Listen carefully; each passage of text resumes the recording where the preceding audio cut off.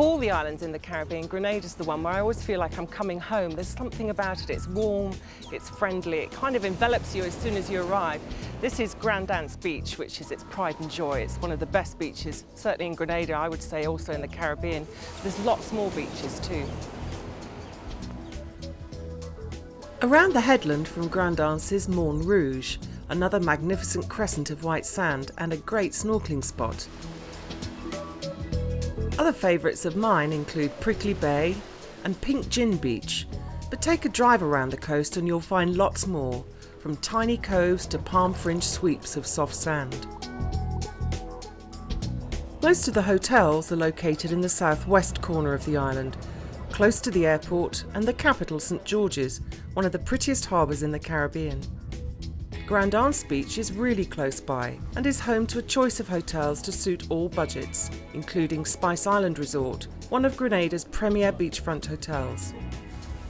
In the hills just behind the beach is Mount Cinnamon, a funky boutique property with gardens leading down to its private beach club. Further around the coast there are resorts in small marinas, such as True Blue Bay and Le Phare Bleu. For couples looking for indulgence and escapism, I would recommend the Calabash, a long-established hotel with an enviable reputation. And La Luna, a stylish Italian-owned property with a Balinese spa and yoga pavilion. Grenada is certainly a great choice for a relaxing beach holiday, but there's lots more to discover. To come to Grenada and just stick to the beaches is lovely, but to come to Grenada and explore the interior is magical. I took a walk by Granditan Lake in the centre of the island with local guide Telfor Badu. Wow, that's the lake. Yeah. What a gorgeous view of it. That's our Granditan. Yeah, it's a lovely view and you get lovely breeze also. Telfor, you've walked all over Grenada and probably know it as well as anybody. We've just walked around the lake. What other sorts of walks can we do? Well, there are mountain walks. We have lots of mountains. You can walk along the seacoast, lots of nice bays and headlands. You go to the interior and you get lovely scenery. You can see monkeys in the forest according to where you go. But even if you just want to come for an hour's walk, you can enjoy some beautiful scenery. Certainly, you can enjoy it in as short a time as you want, long time as you want, from 1 hour, 2 hours, 10 hours, whatever. You'll get a very good walkout.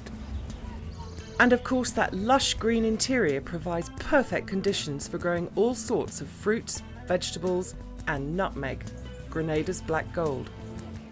The market in St George's on a Saturday is the place to come to, stock up on spices. Nutmeg, always a favourite, wonderful here. Lots of other spices all grown on the island. As you'd expect, spices feature strongly in the local cuisine. Restaurant owner and chef Brian Benjamin is passionate about using local produce. One of the most important things for me when I moved back to Grenada was that we can use all the spice that the island has. We got borden leaf, we got cocoa, we got fresh nutmeg, and you know, you get a nutmeg, it's like unreal. It's like the flavour of it just bursts in your mouth. And the seasons are all here at the moment. You got passion fruit, you got mangoes. The fruits are so good, aren't they? And you don't have to add anything to them. Another local ingredient that's gaining quite an international reputation is chocolate. Belmont Estate is the place to visit to learn about the chocolate making process, from harvesting the cocoa pods to traditional methods of drying the beans. There's fine dining too in Grenada, and I mean fine dining. A lot of people will have heard of Rhodes Restaurant at Calabash, quite outstanding in a beautiful garden setting. More recently, Le Phare Bleu has opened here on the coast. It is absolutely stunning food in the most amazing setting on this fascinating old lightship. As with all Caribbean islands, water-based activities are great here too. The sailing, of course, is wonderful. Boat hire, day trips and sunset cruises can all be easily arranged.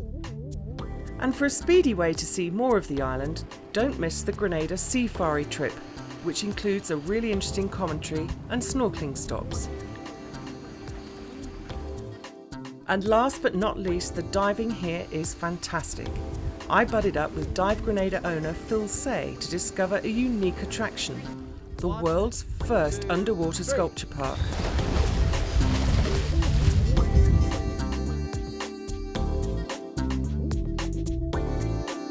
Oh, Phil, that was fantastic. I've never dived anywhere like it. It is, it's very, very unique. It's an idea we came up with about 4 or 5 years ago, and we see this as a very sustainable project that will go on and on for Grenada. So we have some very good friends in Grenada who are building sculptures for us at the moment, and we hope that people will in the future.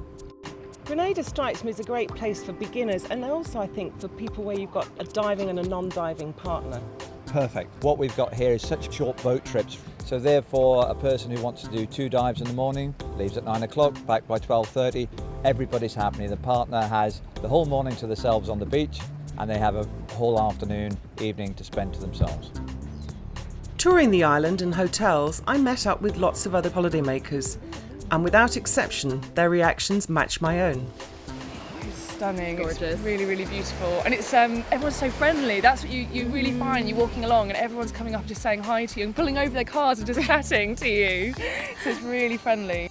It's got the beaches, it's got the mountains, it's got little villages, it's got the contrast, it's got the music, steel drums. It's perfect. The contrast between a sort of pristine, absolutely serene beach, and then you go into what there is of a town, which is, a bit more bustling, and you're back in civilization. And then you go back into what seems like the wilderness with the trees and the birds and the rainforest and waterfalls. It really was quite something. Grenada is one of the prettiest islands in the Caribbean, without a doubt, and I think what keeps me coming back is there's also a certain stylishness to it. It's completely unforced. It's just a lovely place to come and relax on holiday.